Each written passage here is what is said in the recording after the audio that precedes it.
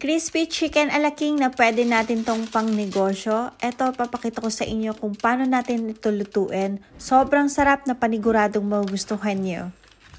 At hindi lang pang negosyo, pwede din natin tong pang baon at pang dinner. Ito, umpisahan na natin to gawin.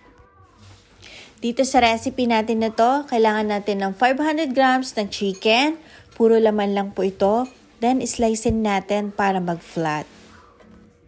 Then, slicein lang natin ito ng parang ganito. Hindi na natin kailangan pang i-flat. Pero kung gusto niyo naman ng mas flat pa, pwede nyo gamitan ng rolling pin. Then, set aside muna natin to. Sa isang bowl, maglagay tayo dito ng half cup ng all-purpose flour, 3 tablespoon ng cornstarch, 1 teaspoon chicken powder, 1 teaspoon garlic powder, and 1 teaspoon black pepper powder, 1 teaspoon salt. I-mix lang natin itong mabuti.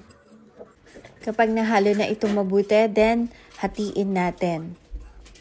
Gagawa tayo dito ng butter. Maglagay tayo dito ng 1 egg and 1/3 cup cold water.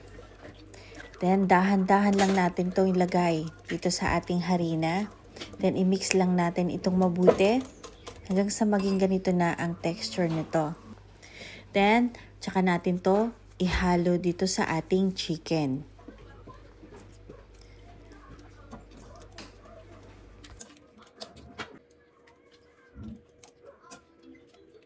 Kapag nahalo na natin itong mabuti, then cover lang natin to ng cling wrap.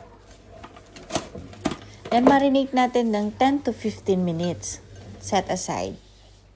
Then gawa naman tayo dito ng white sauce. Kailangan natin dito sliced onion, sliced red and yellow bell pepper, and celery. Then, gagamit ako dito ng mini chopper para mas madali.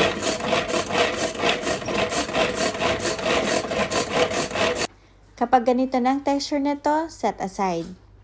Then, dito sa frying pan, maglagay tayo ng 1 spoonful butter. Hanggang sa mag-melt ito. Then, ilagay na natin yung ating na-chop na veggies. Saute lang natin itong mabuti.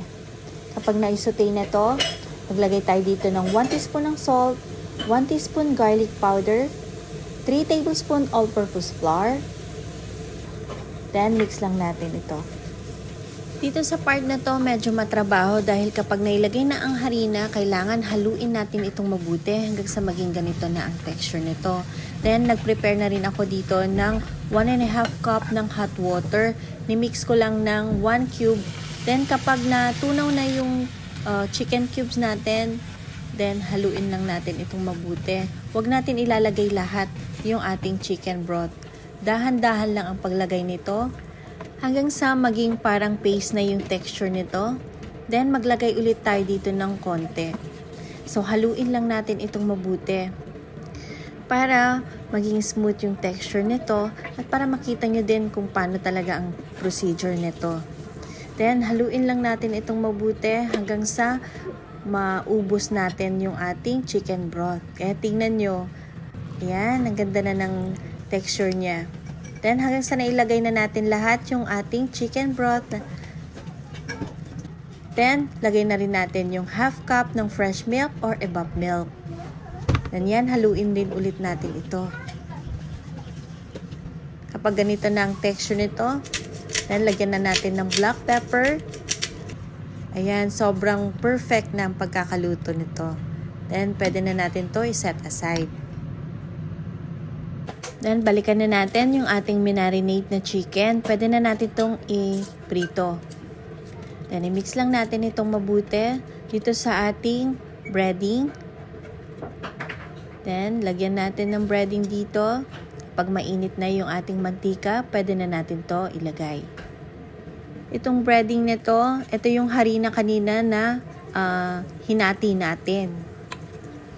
So, ayan, dito natin gagamitin kapag ipiprito na. Then, i-coat lang natin dito. Tsaka natin to iprito hanggang sa mag-golden brown itong ating chicken.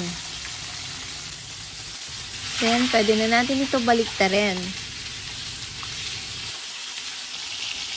Kapag nag-golden brown na to, pwede na natin itong hanguin.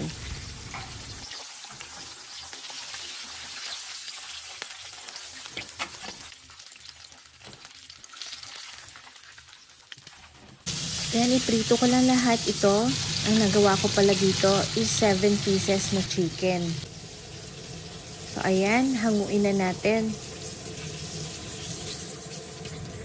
Then, hanguin na natin ito and set aside. Then, dito naman tayo. Ito yung gagamitin kong packaging. Then, tamang-tama, luto na rin yung ating kanin. Para mas maganda, kung ipangbebenta natin, kailangan meron tayong pang takal. Ayan. Papakita natin lahat para syempre magkaroon kayo ng idea. Para makita nyo din yung difference nitong dalawang packaging natin. Then, ilagay natin yung chicken sa ibabaw. Then, sunod nito, ilagay na rin natin yung ating white sauce. Ayan, sobrang nakakatakam, diba? Ganyan ang per serving kapag ipangnenegosyo ninyo. Sa recipe natin na ito, makakagawa na kayo dito ng 7 to 8 packs. Depende sa laki ng chicken na gagawin ninyo, sa pag-slice ninyo. Then, ito naman sa ating sauce, tamang-tama lang yung dami nito. Kaya kahit ipang negosyo natin to, pasok na pasok. At ito naman yung ating ingredients. Paki-check na lang po. At sana nagustuhan nyo itong ating negosyo recipe idea na to. Thank you for watching. See you in my next video. Bye!